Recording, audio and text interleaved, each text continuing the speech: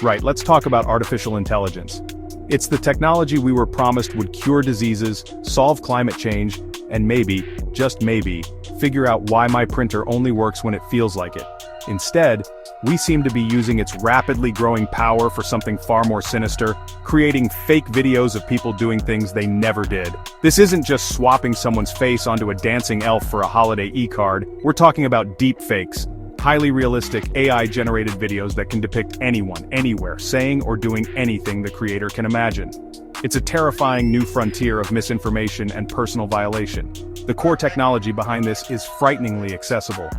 AI models are trained on vast datasets of images and videos, learning to mimic a person's appearance, voice, and mannerisms with stunning accuracy. Once the AI has learned what someone looks like, a user can simply type a text command or prompt, and the machine will generate a brand new, entirely fabricated piece of media. This capability has exploded in recent months, moving from niche online forums to mainstream applications, often with very few safeguards to prevent its misuse. It's like giving a toddler a flamethrower and just hoping they only use it to toast marshmallows. This brings us to the latest and perhaps most predictable chapter in this saga, involving two of the world's most famous figures, Taylor Swift and, of course, Elon Musk.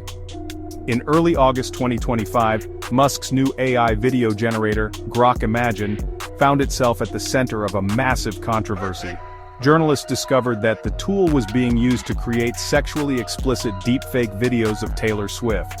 This wasn't the result of some elaborate hacking or a user cleverly tricking the system. The AI was, in certain situations, doing it all by itself, turning a benign request into something deeply violating and non-consensual.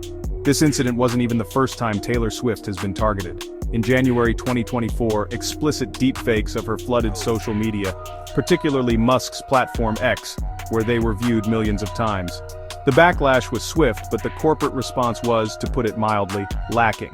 The platform claimed it had a zero-tolerance policy and temporarily blocked searches for her name, which is the digital equivalent of putting a wet paint sign on a wall after someone has already licked it clean. The fact that we are back here again, with a tool from the same owner, shows a stunning failure to learn any lessons whatsoever. So, how did this happen?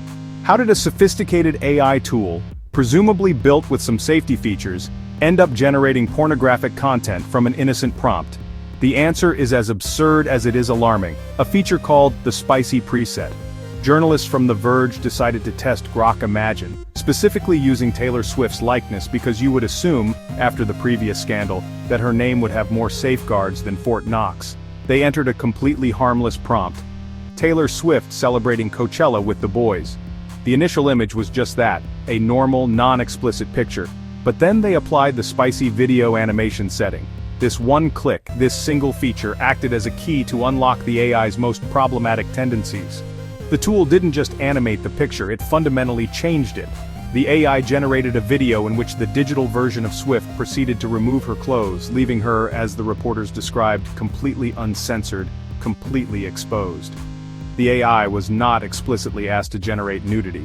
The spicy button, a vaguely named and poorly explained feature, was apparently programmed to interpret spicy as, let's make this pornographic without permission.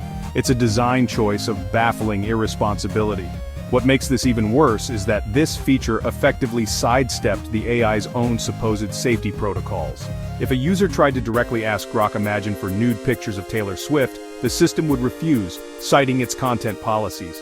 This is a standard, if easily circumvented, guardrail. Yet the spicy preset acted as a backdoor, allowing the AI to produce the very content it was programmed to prohibit. It's like a bank telling you the vault is secure, but then leaving a button next to it labeled, "Open for a fun surprise."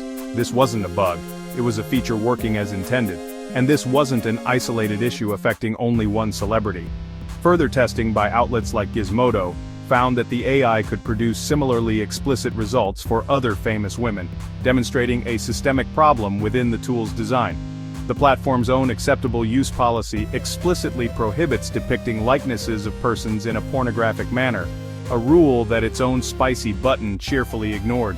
This is a clear case of a company's technology directly violating its own stated principles, a contradiction so blatant it's almost impressive.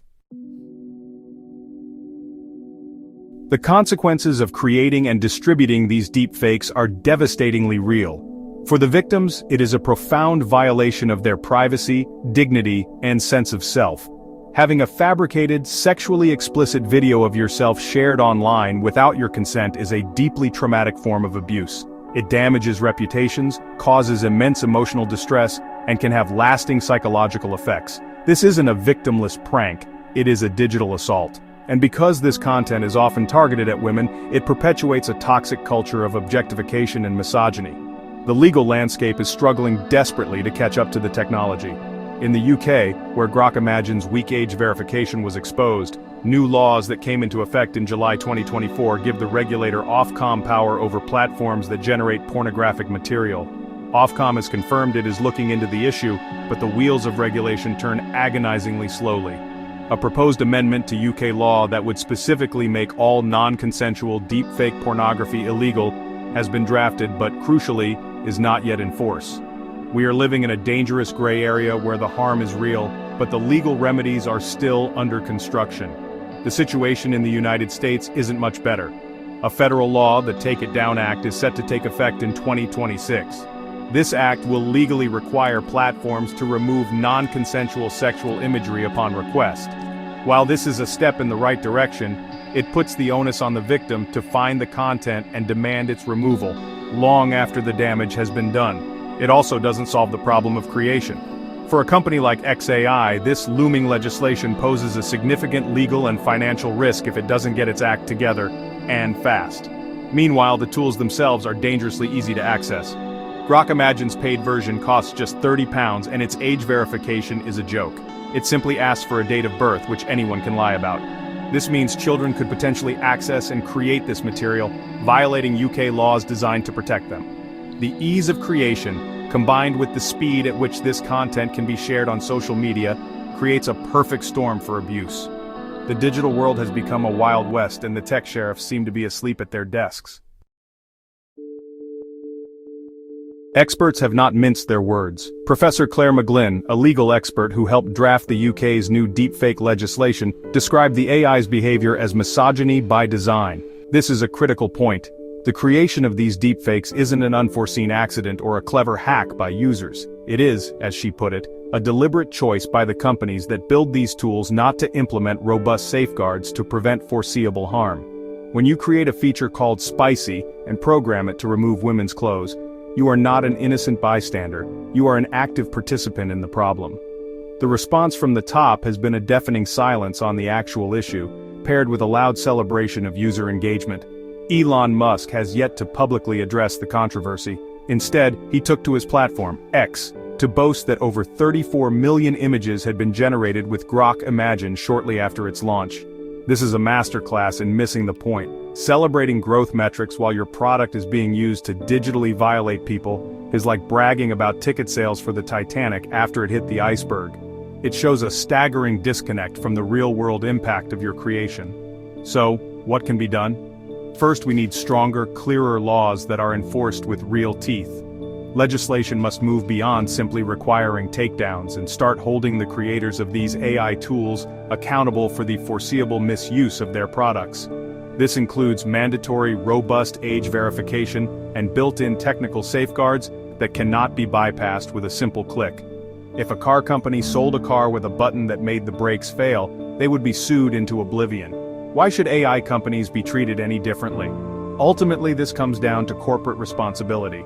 AI companies must shift their mindset from move fast and break things to move carefully and protect people. This means prioritizing safety and ethics over engagement metrics and profit. It means actively working to prevent harm, rather than reacting to scandals after they erupt. The power of AI is immense, but without a strong ethical framework and a sense of accountability from its creators, it will continue to be a tool that enables the worst of human behavior. We need to demand better because right now this technology is not just spicy, it's toxic.